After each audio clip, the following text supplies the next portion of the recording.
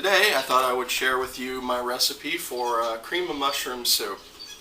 And I've got all of the ingredients laid out here. I've got the onions ready to be chopped. Chicken bouillon, this will be for the broth base for the soup. I've got butter that I'm going to use to saute all the vegetables, which I'll get to in just a minute. Parsley. I've got cayenne pepper for some spice, not too much cayenne pepper. Black pepper, bay leaves, garlic that's been pre-minced.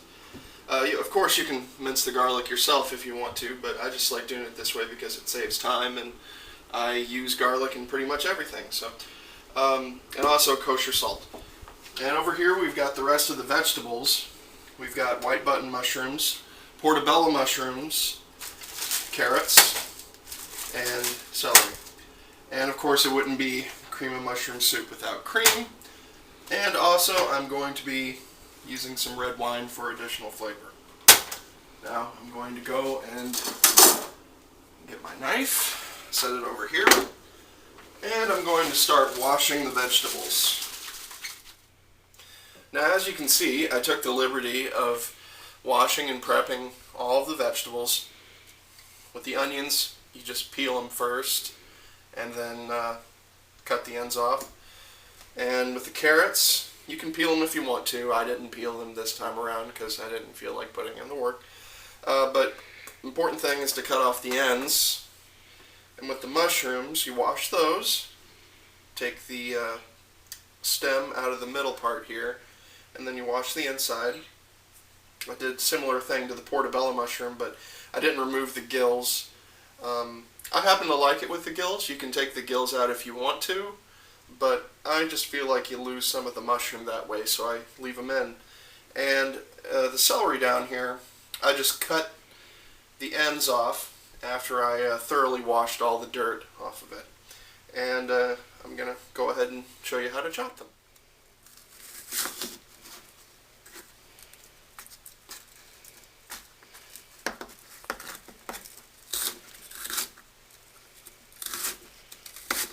You want to make sure that it drags against your knuckles so that you can feel how close the knife is, but it will avoid cutting your fingers, which is the important thing. Got to watch it as you feed it through on the end there. I like to come around the other side and just sort of do a seesaw right there. I know it's not exactly, what a chef would teach or whatever, but the onions will cook and it gets the job done, so that's what I care about.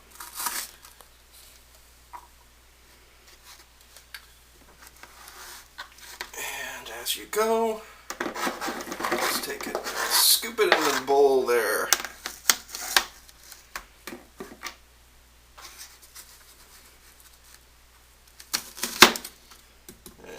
Helps if you cut it into smaller segments first, so then you can just, a little slippery, you can just come in, keep chopping.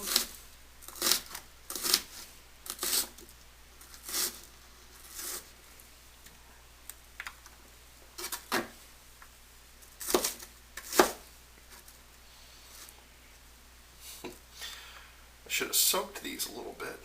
Keeps you from tearing up when you're cutting into them. It's not too bad. It's not too bad, but it's just something that you can do if you experience those annoying little tear-jerking reactions if you're cutting onions.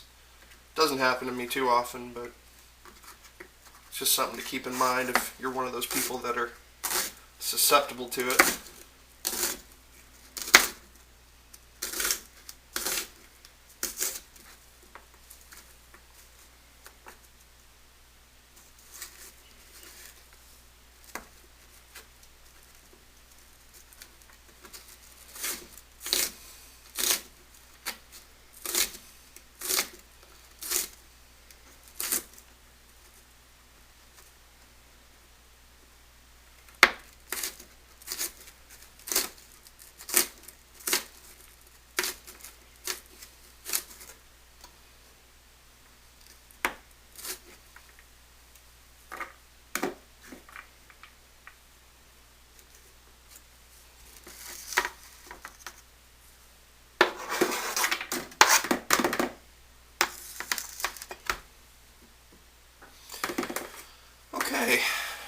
move on to carrots. I just do them in rounds. This is going to be a pretty rustic soup, so just make sure they're kind of thin so that they don't take forever and a day to cook. Sort of feed it in there into the buzzsaw.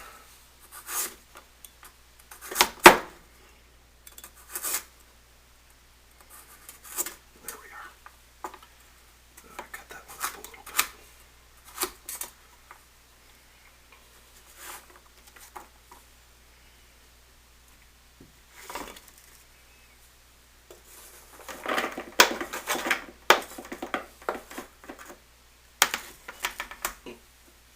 It's a little thick.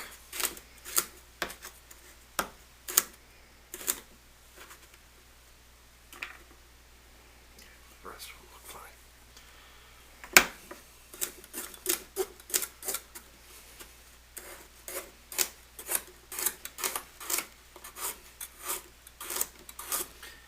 Now, what I'm making with this 3-vegetable mix here, with the onions and carrots and celery, is traditionally called a mirepoix.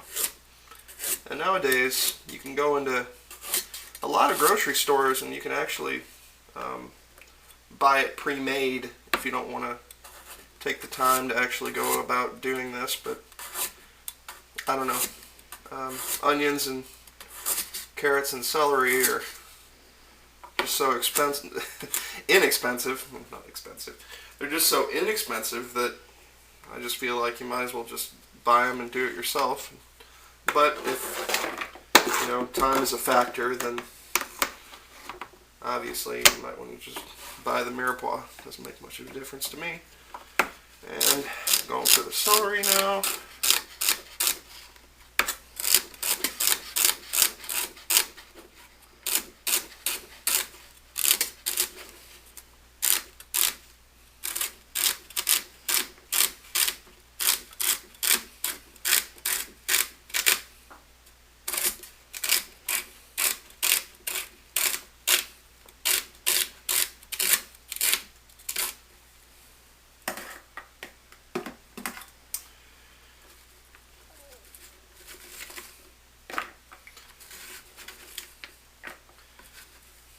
Yes, you just heard my my wife's stomach growl over there.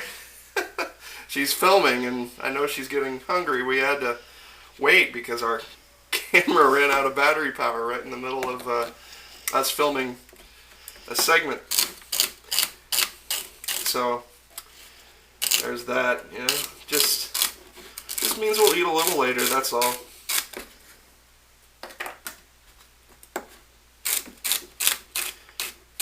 You know, it seems like things are getting more crowded over here, even though I've made space, but everything was kind of piled up, so I didn't really make a whole lot of space, I guess.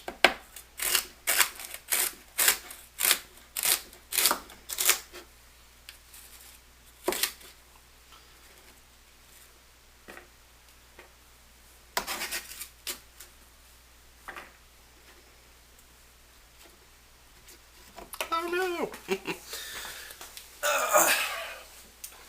Yeah, this will be for the bird.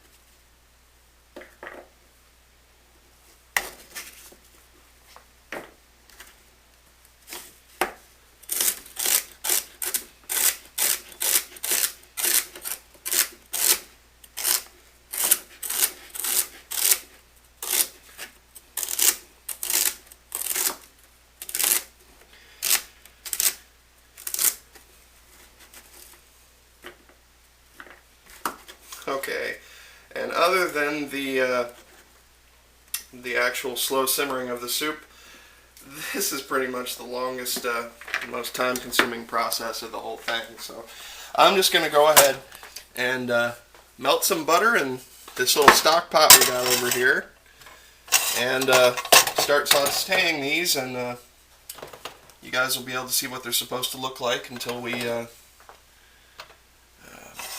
can add the other ingredients. So we'll be back. Now we're going to add 4 tablespoons approximately of salted butter into the pan. That's tasty. I love butter. Anyway, and I mean, you could use oil. You could use olive oil or canola oil, or but I personally don't recommend using something like margarine because it's the devil. But yeah, butter I just find is tastier. Yeah, I guess that's it. I just like the taste of it better than oil for the most part. We're just gonna keep moving this around here until the butter melts while I get my spoon.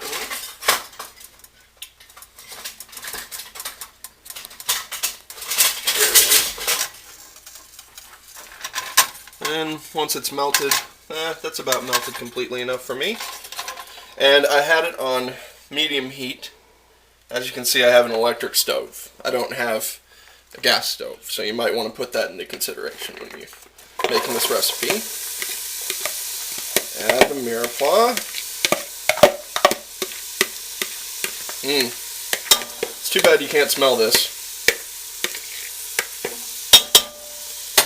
We're gonna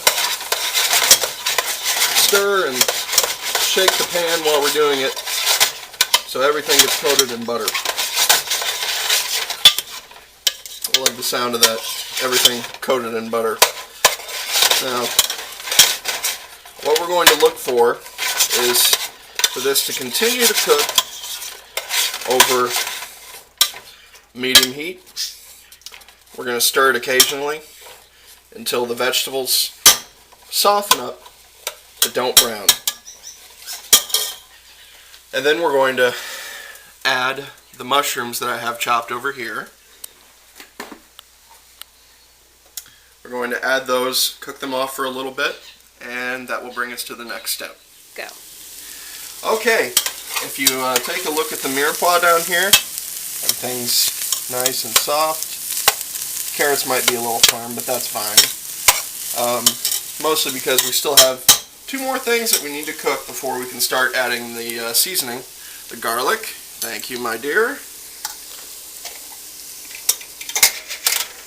I like adding quite a bit of garlic. It's probably, I don't know, like 2 cloves, something like that.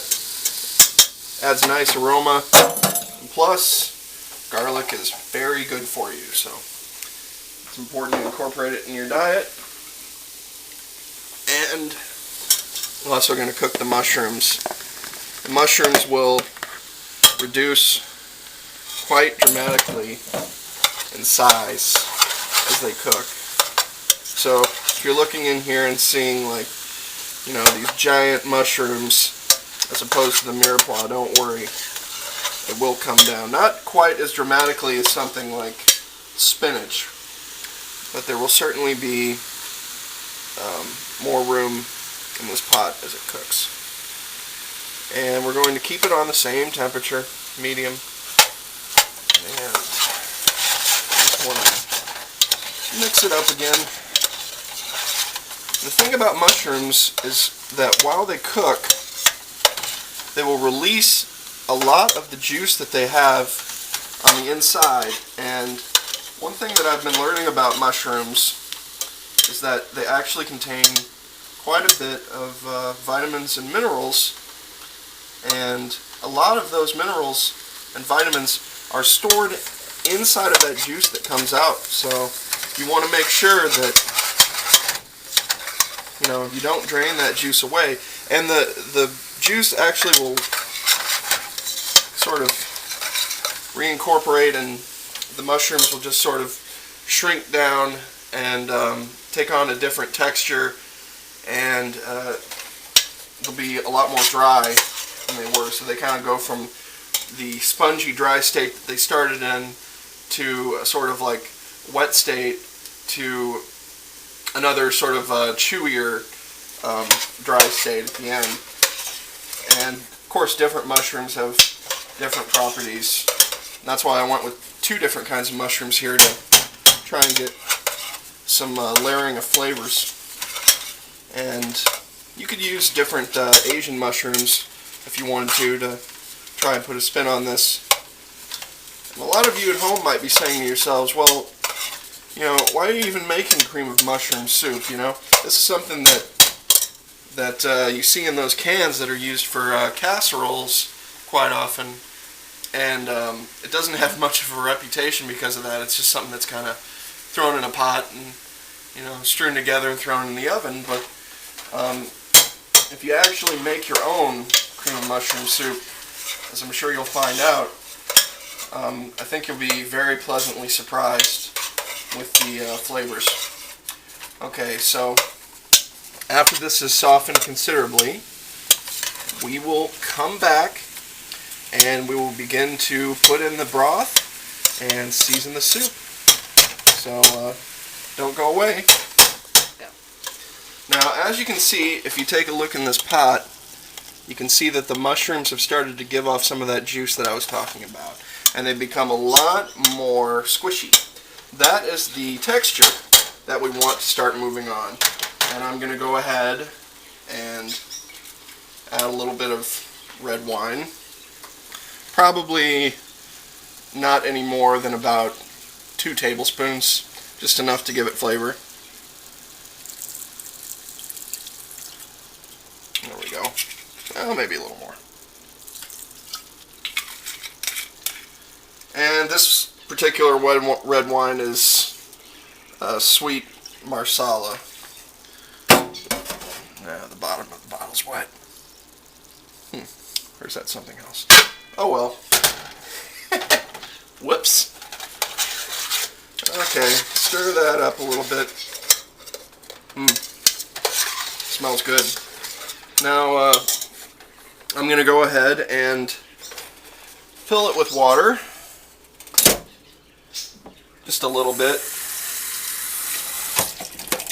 To start to cover the vegetables, maybe a little more. Pardon the spout, it's not regulated like it used to be. We just had an issue with it earlier today, actually.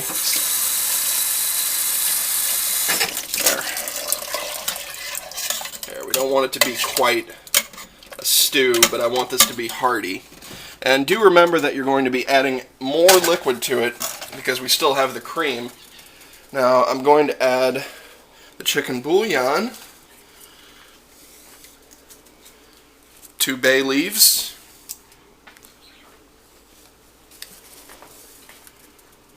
generous amount of kosher salt,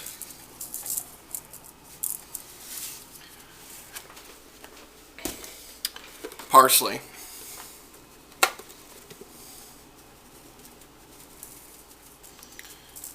pretty good amount because parsley doesn't have a whole lot of flavor. I'm gonna crack some black pepper.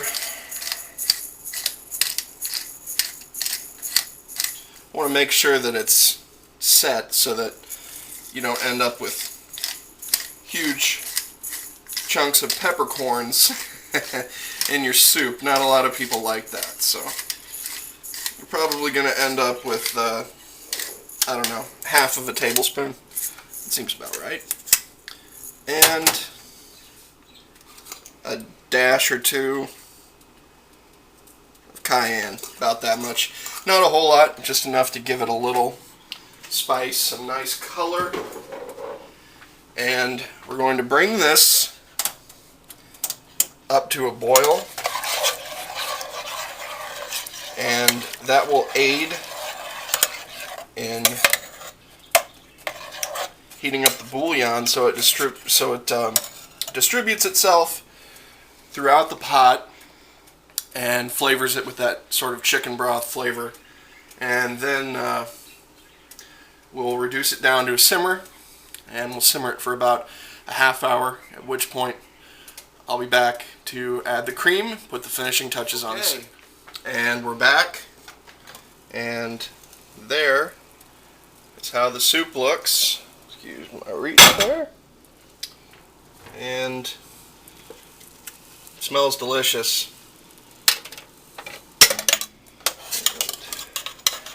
That's how it should look. And I'm going to go ahead and pour in the cream. This is, I had to use some of this cream for some other things, let's say. And so it's just a shade under a pint. Yeah, that actually looks like just the right amount of cream. And we're just going to let it cook for about, another 5 more minutes. So the flavor of the cream is incorporated with the soup, and then I'm going to start serving it up, and we'll be enjoying that for our dinner for tonight.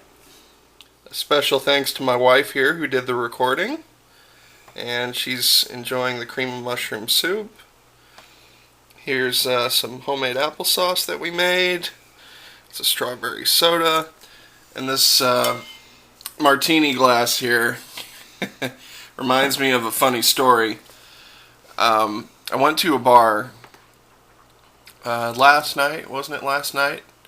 Yeah, it was last night, and I ordered a martini. They actually had a martini featured on the menu. The name of this bar was called Standard. Yeah, not much of a name, right? But anyway, so I get I get this martini, and it doesn't come in a martini glass. It comes in a highball. And I instantly look at the waitress and I say, wait a minute, why isn't this in a martini glass? And she comes back and, well, she didn't come back, she just said, well, I guess that's just unfortunately the way we do things here. That's what I've been told by the management. And it's like, oh, okay, but I mean, I get it that you guys are more of a brewery themed place, but you should really have like a martini glass if you're going to serve martinis. And, you know, but it wasn't her thing. I mean, it's not like she, you know, ran the place or whatever. But yeah, the owner, I'm pretty sure he was the owner. He really didn't let the situation die. He just kind of came up to me, and he had to like justify the whole reason why he was serving it in a highball glass, and I don't know. He seemed like he was badgering me. The food wasn't very good either. Well, Sally's was better than mine. She had a sandwich and salad that was pretty good. But the pizza, I mean, do not get pizza from there. That's all I will say about that. And I'm going to dig into this bowl of soup, and you guys have a good night, and I hope you enjoy the recipe. Thank you.